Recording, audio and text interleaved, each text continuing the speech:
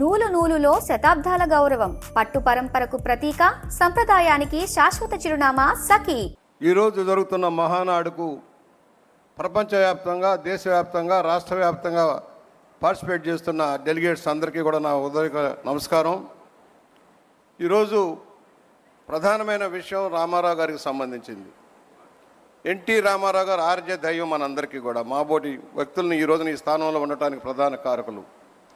ఆయన చలనచిత్ర నటుడిగా ఉన్న రోజుల్లోనే మేమందరం అభిమాన సంఘంగా ఉన్నాం. ఆ రోజుల్లో ఆయన ఎదుర్కొంటున్న సమస్యలు కూడా మేమందరం చూసిన వాళ్ళం. ముందుగా ఎన్టీఆర్ సంఘ సభ్యులకి హింట్ చేసేవారు. నేను కూడా రాజకీయాల్లోకి వద్దామని ఆలోచనలో ఉన్నానని హింట్ చేసేవారు, కానీ ఎప్పుడు వస్తారు ఏమిటని చెప్పేవారు కాదు.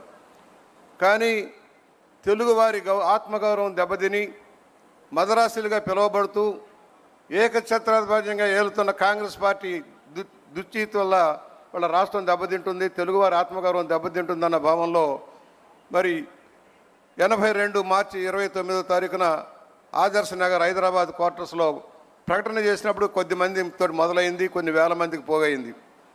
ఆ రోజున పెద్ద పెద్ద వాళ్ళు ఎవరో పార్టీకి అండదండలు అందించలే. పారిశ్రామికవేత్తలు కానీ, పెద్ద పెద్ద భూస్వాములు కానీ ఎవరూ లేరు. సామాన్య కార్యకర్తలే రామారావు గారికి అండగా నిలబడ్డారు. సామాన్య రైతు కూలీలు కానీ, డ్రైవర్లు కానీ, ఆటో వాళ్ళు కానీ, రిక్షా వాళ్ళు కానీ వీళ్ళంతా సపోర్ట్ చేశారు.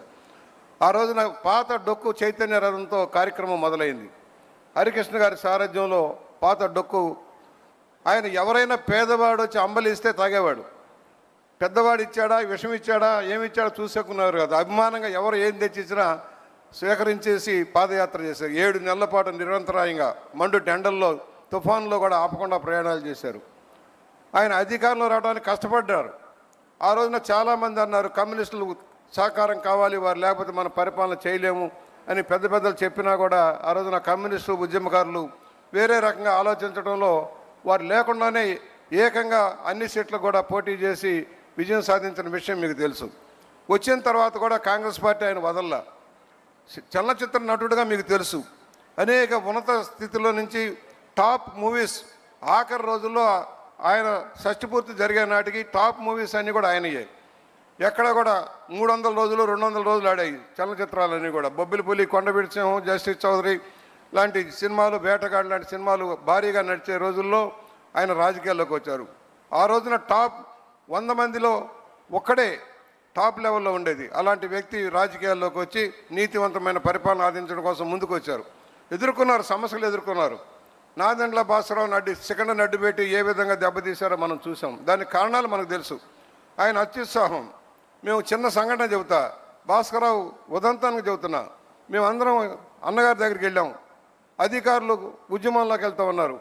ఉద్యమంలోకి వెళ్తున్నప్పుడు వారు చెప్పారు, వారు కొంత జీతాలు పెంచమంటున్నారు, వారు కొన్ని కోరికలు కోరుతున్నారు, తీరుద్దామని చెబితే అక్కడ ఆయన అన్నమాట ఏంటంటే, భాస్కరరావు గారు ఆర్థిక శాఖ మంత్రిగా కుదరదు, అవధన్నగారు ఇది ఖచ్చితంగా మనం దెబ్బతిన్నాం, కుదరదని చెప్పారు. అయిన తర్వాత ఆయన బయలుదేరారు. ఆయన వెనకమాల మేము బయలుదేరాం. 2 ఛానల్స్ మధ్య వెళ్తున్నప్పుడు అధికారులు వచ్చారు. అధికారులు వచ్చి అడిగినప్పుడు ఆయన చెప్పింది ఏంటంటే, మూర్ఖుడయ్యా, వింటం లేదా, నేను చెప్పాను ఇవ్వద్దామని అన్నాడు. ఇవ్వమని చెప్పింది రామారావు గారు, ఇవ్వద్దని చెప్పింది భాస్కరరావు గారు. ఉద్యోగులకు ఇచ్చిన సందేశం ఏంటంటే రామారావు గారు వద్దన్నారని చెప్పే సందేశం. ఏదైతే దెబ్బతిని ఎన్డీఏ కూటమి ఏర్పాటై నేషనల్ ఫ్రంట్ ఏర్పాటైందో, దెబ్బతిన్న కేంద్ర ప్రభుత్వ పెద్దలు భాస్కరరావు గారిని అడ్డుపెట్టి రామారావు గారిని దించడం, పోరాటం, అందరికి చాలా విషయాలన్నీ చెప్పారు. ఏ విధంగా పోరాటం జరిగింది, ఆ పోరాట నిర్వహణలో చంద్రబాబు గారి పాత్ర ఏంటి, మనం అందరినీ కూడగట్టి ఏ విధంగా నడిపారు. నెల రోజుల్లో భారతదేశంలో తిరిగి ఇందిరాగాంధీని జయించి అధికారంలోకి వచ్చిన ఏకైక నాయకుడు నందమూరి తారక రామారావు గారు. అలాంటి వ్యక్తి చలనచిత్రాల్లో మౌటం లేని మహారాజా కాదు, రాజకీయాల్లో కూడా నీతివంతమైన పరిపాలన అందించడం కోసం కృషి చేశారు. ఇవాళ మీరు జగన్మోహన్ రెడ్డిని చూస్తున్నారు. ఆయన తండ్రి నిర్వాహకం కూడా మీకు తెలియాల్సిన అవసరం ఉంది.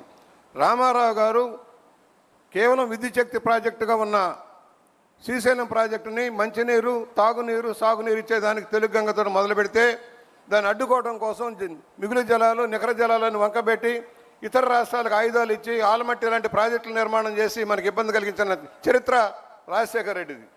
ఆ విధంగానే అదే కాకుండా ఏదైతే హిటాచి కుంభకోణం అని కోర్టులో కేసు వేయించాడు. అసలు ఆలు లేదు, సూలు లేదు, మొగుడు పేరు సోమలింగం ఉన్నట్టుగా ఏమీ లేని హిటాచి కుంభకోణం చేశారు. రామారావు గారు లంచాలు తీసుకున్నారని చెప్పే స్థాయికి ఎదిగి కోర్టులో విచారణకు రమ్మంటే పారిపోయిన పెద్ద మనిషి రాజశేఖర రెడ్డి.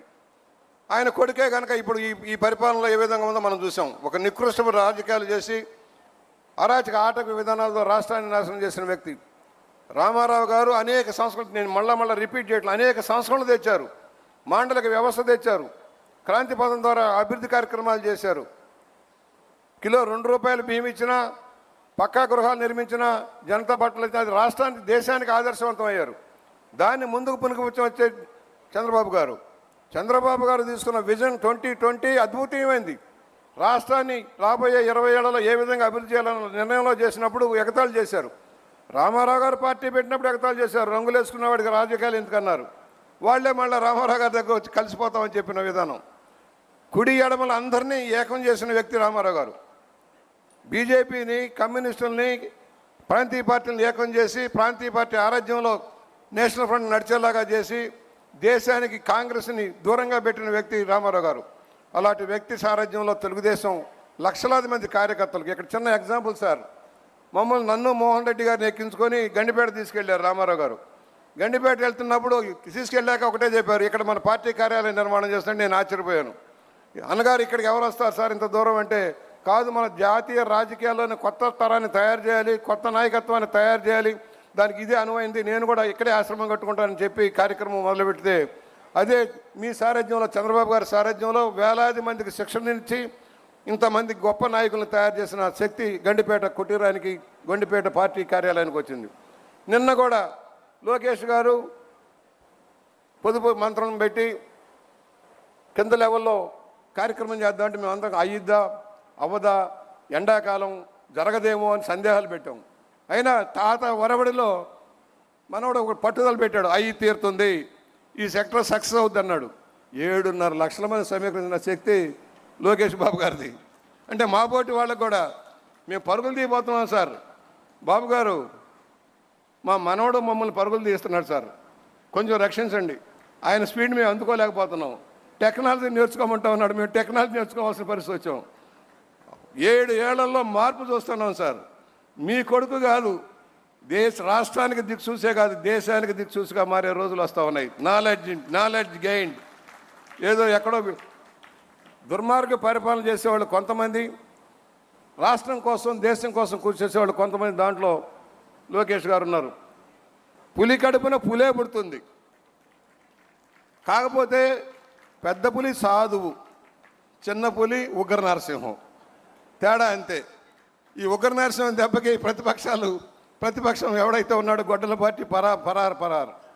ఆయనది రెడ్ బుక్కే కాదు, పరిపాలన వికేంద్రీకరణ ద్వారా రాష్ట్రాన్ని సమగ్రంగా నిలబెట్టడం కోసం, తెలుగు జాతి ఐక్యత కోసం, ప్రపంచంలో మన ఖ్యాతి నిలబెట్టడం కోసం చంద్రబాబు గారు చేస్తున్న కృషిలో ప్రధాన పాత్ర వహిస్తున్న లోకేష్ గారికి కూడా మేము ధన్యవాదాలు తెలియజేస్తూ, యువతరం వచ్చింది, మా తరాలు కూడా అయిపోతాయి. కాకపోతే యువతరం నేర్చుకోవాల్సింది కష్టపడటం. రామారావు గారు నేర్పింది నీతి నిజాయితీలతో కూడుకున్న రాజకీయం, ప్రజల కోసం సంక్షేమం, ప్రజల మధ్య ఉండండి. ఒకప్పుడు ఒకే చిన్న లాస్ట్ పాయింట్ సార్, బాగారెడ్డి గారు నన్ను పిలిచి, ఏంటి బుచ్చయ్య మేము ఎప్పుడు ఓట్లకు కూడా వెళ్ళలేదు, ఇవాళ మీ రామారావు గారు ఏంటి ఇంటింటికి వెళ్ళాలి, గడపకు వెళ్ళాలి అంటున్నారు, ఇదేమి రాజకీయం అయ్యా, మేము చచ్చిపోతాం మళ్ళీ తిరగలేం కదా అన్నారు. అదే తెలుగుదేశం రామారావు గారు కార్యకర్తల్ని ప్రజలకు చేరువుగా చేశారు, నాయకుల్ని ప్రజలకు జవాబుదారీగా చేశారు. ఇవాళ సామాజిక వర్గాలుగా అత్యున్నత స్థానం కల్పించారు. ఇవాళ మీరు మహిళకి కేంద్ర ప్రభుత్వం ఇచ్చినా ఇవ్వకపోయినా మేము 33% పైచీలకు ఇస్తామని చెప్పినందుకు మీకు ధన్యవాదాలు సార్. వంటింటికి పరిమితమైన మహిళలు ఇవాళ ముందుకు వస్తూ ఉన్నారు. వారిని అన్ని రంగాల్లో అద్వితీయంగా విజయం సాధిస్తున్నారు సార్. పురుషులు స్త్రీలు కలిసి ప్రయాణం చేస్తే ఏది సాధ్యమో మీరు నిరూపిస్తూ ఉన్నారు. దానికి చివరిగా ఒకటే, మేము నిన్ననే అడిగా, అయ్యా మేము కాఫీ టిఫిన్లు చేయడమే నేర్చుకున్నాం, రేపు రాబోయేలో వంట కూడా నేర్చుకోవాల్సిన అవసరం ఉంది. ఇదివరకు అమ్మాయిలే వంట చేశారు, ఇప్పుడు మేము కూడా వంట చేస్తామని చెప్పాము.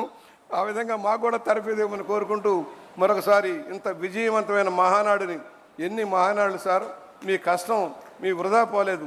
ఇవాళ కార్యకర్తలకు మనోధైర్యం, నాయకులకు మనోధైర్యం, చంద్రబాబు గారు ఉన్నారు, దానికి వారసత్వంగా లోకేష్ గారు వస్తూ ఉన్నారు.